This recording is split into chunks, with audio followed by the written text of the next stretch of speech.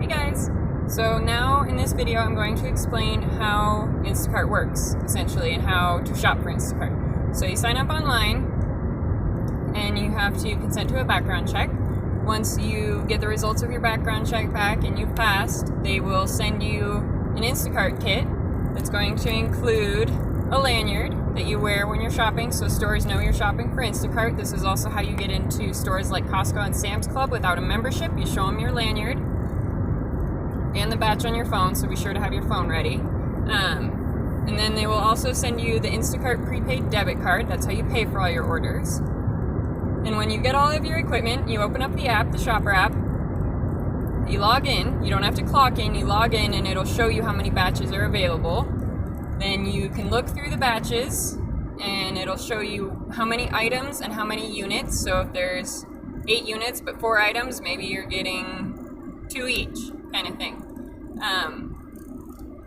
And it'll tell you on the batch, it'll show you on the map where it's located, where the store is, and where the house is approximately, so how far away you are from everything. It'll show you the items that they ordered, so you can scroll through it and see what's on the order. You'll see if there's alcohol on there.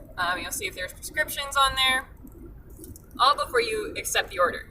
If it's something you like, looks good, the pay looks good, then you accept the order, and then it gives you 20 minutes to start shopping before you start getting reminders to start shopping. After 20 minutes, you'll get a notification, please start shopping your batch or move to an area with better reception. And then 5 minutes after that, you'll get a final reminder, and then they take the batch away if you don't start shopping at that point. Learn that the hard way. But I don't think they really penalize you for that if they take the batch away from you. Not that I've been able to tell, but they haven't taken that many away, so I don't know. So then you hit navigate. In the app, it'll show you how to get to the store. If it's one you're not familiar with, like me, I do it in random cities all the time. I have no idea where I'm at anywhere. So I have to use navigate to show me where the store is, where the house is as well. Then you get to the store, you'll show your lanyard, get in, and then you select to start shopping. You slide the bar over. It notifies the customer that you've started shopping, and then they recommend that you send a greeting. You can set up a custom one or whatnot. I just say like, hi there, I'm Jess. I'll be your Instacart shopper today. Then you'll be able to tell if they respond, whether they're like on their phone watching what you're doing or not. So it's a good way to know if they're going to be receptive to you trying to suggest replacements or letting them know the store is out of something. Then you'll go around. It'll show you. It usually shows you a layout of the store, or it'll suggest the items that you shop in whatever layout of the store the app suggests. Sometimes they're really good. It'll tell you exactly which aisle you're looking for. That's super helpful. Sometimes they don't have that much info. I usually start with produce and do like a lap around the store and get the cold stuff last, cold and frozen last. So you'll find the item with produce.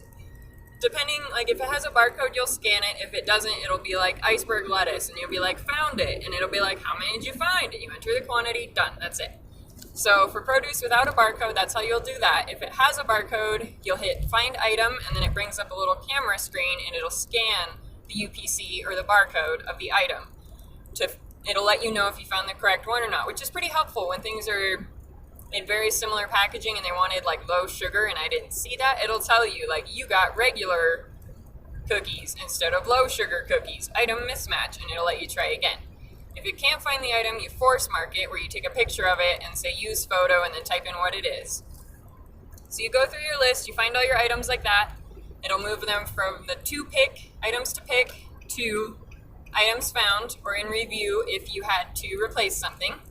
It'll suggest replacements. Sometimes they're good, sometimes they're not. When you're in Costco and you're looking for toilet paper and it's out, Instacart is going to suggest food wrap for you. I'm not going to get anybody food wrap as a replacement for toilet paper. That's just utterly ridiculous. So sometimes they're good, sometimes they're bad. Then when you find all your items, if the customer messages you and asks you to add something that's not on the list, there's an add item button, so you can add items that way. And then when you hit go to checkout, it'll review all the items, let you know if you need to call the customer to review the changes or not. And then it'll tell you that it's notified the customer you are at checkout and changes are no longer allowed to be made to the order. Then you go to checkout. You can't go through self-checkout. Some stores, they tell you you can. but the app tells you not to, so I don't. I go in the regular checkout lanes like it tells me to, where a cashier is. If it's Costco or Sam's Club, it'll show you the membership card and you have them scan it on your phone for that customer. It's not a membership card for you. You can't buy stuff.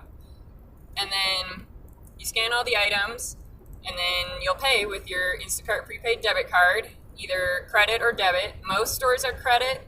If it wants you to charge it as debit, the app will tell you. It'll tell you what the PIN is for your card, which is, I think it's the same for all the cards, but I don't know. And then you get your receipt. You need to keep the receipt because you need to take a picture of it to prove what you bought and send it to Instacart. It'll ask you to submit it. You check out and it's like, success, go to next step, take a photo of receipt. If it's Sam's Club or a couple other places like Lucky in California, it'll ask you to scan the barcode on the receipt as well. So you'll take a picture, scan the barcode, and then swipe to start delivery. Then it'll take you back to Maps or Waze or whichever GPS application you use and give you directions to get to their house to drop off the groceries. During the pandemic, most of it is drop off only, so I don't know the protocol really for doing it in person, like handing it to them. So typically you'll take everything to their porch, set it down. If it's hand to the customer, you ring the doorbell and wait for them to answer and then give them their groceries. Right now during the pandemic, they're pretty much drop off only. So you drop the groceries off and have your phone with you because it'll ask you to take a picture of where you left the groceries to send to the customer. So you'll take a picture where you left the groceries by their front door or whatever, send the photo, make sure you put the items in the shade. If it's the summer and you don't know, how long they're going to be out there, don't leave them sitting in the sun. That's going to let all their food spoil. Like, have some common sense. And then you mark the delivery as complete, and then it'll take you back to the dashboard and you can see new batches and start over again. Each batch takes roughly an hour. Unless you're getting like 4 items or something, then it's going to be less, depending on how far the drive is to their house. You'll notice some batches pay higher depending on whether you have to drive further or not, and that's Instacart payment, not the tip that the customer adds. While you're shopping, a couple tips. I run through the list a couple times of everything I'm getting so that as I'm walking around, I'll remember, I needed peanut butter. I'll stop here. Oh, they wanted tortillas. We'll grab some of these while we're walking by, that kind of thing. Learn the layout of your store. Like I said, I start with produce. Unless they have a priority item, it'll say priority and then list whatever items they want first. Start with those if there's a priority item so that you can ensure you get it. Then go to produce. Then work your way up and down the aisles. And I hit cold stuff and frozen last so that it's not going bad in their cart. Use common sense. When you're shopping for produce, do you want like moldy produce, rotten tomatoes that are soft and squishy? Like, you don't want to eat that, right? So why would you give it to someone else? You're spending their money. It means honestly you should take better care, right? Because it's not for you, it's not your money. You should do the best you can. So don't pick dented cans. Check the dates on stuff when you're buying items, and check the produce. Don't get moldy stuff, don't get rotten stuff. If the produce is bad quality, you can choose poor quality for why you didn't pick the item. And I'd rather a refund than like some moldy greens, right? So, and it takes about 30 minutes for the pay to show up in your account after you finish the order and completed it. So then after about 30 minutes, you can go to the earnings tab and you can see how much you made, and you can watch that to see whether they adjust the tip as well. Which, like I said in my review of Instacart, they have 3 days to do. Personally, I think they should be only allowed to increase it, but they can increase it, decrease it, or completely take it away should they choose. So another reason to pick high quality stuff, right? You don't want your tips taken away, so work for them. You can talk to support while you're while you're in the middle of an order. Anytime, really, you can talk to support via chat, which is really helpful. They have a place called the Carrot Store, where you can order a health and safety kit. They send you a cloth mask, some spray hand sanitizer, and a reusable thermometer or whatever, and it's free of charge. So that's super cool that they're offering that. For their full-time shoppers right now during the pandemic, if you are diagnosed with COVID, for full-time shoppers, you are paid, I believe, a 2-week leave. So that's really cool too, especially for gig work. They don't usually offer stuff like that, so that's awesome. Let's see, is there anything else? Just be sure you message customers about replacements. unless sometimes they can choose a replacement. You'll say item not found or can't find item, and it'll say customer's choice and pop up with a replacement they choose. That's super helpful. Sometimes it'll suggest ones. Like I said, they're not always very good. But I think that's the gist of it. Message your customers, wear your lanyard, make sure you carry your Instacart card unless you want to buy their groceries, which I know you don't. And have fun, smile, it's great. Sorry, I'm driving, as you can tell, so this video is not super well thought out or planned. I apologize for that.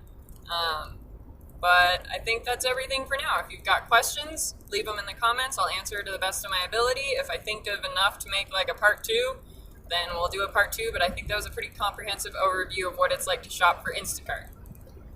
I guess the one thing I could talk about is earnings. You can expect to earn anywhere from like $8 to $30 per order, but I would bank around 12 to 15 for most of them. Depending on how many orders you choose at a time, you can do up to 3. It'll bundle some orders. It'll say 2 full service orders or 3 full service orders or 1 full service order. Personally, I just do 1 because it's too confusing for me to try and keep everybody's stuff separate and remember who has what. Even though you can look back, it's just, I don't know. I struggle with it. So you can do that, but I usually don't. I just choose the single ones. It goes from pretty early in the morning, like around 6:30 or 7 when you have early access to Costco for being an Instacart shopper, to probably like 7 or 8 at night. So it can be a pretty full day. Usually it's busiest between like 11 and 12 in most areas that I've been. In the app, you can see best times to shop, and it'll show you each day of the week, which day is the busiest and what times. So that's very helpful too. And yeah, again, I guess that's it. So if you have any questions, let me know. I'll do the best I can to answer them. And I will soon be posting a review of DoorDash as well as how DoorDash works. So I'll see you guys soon. Bye.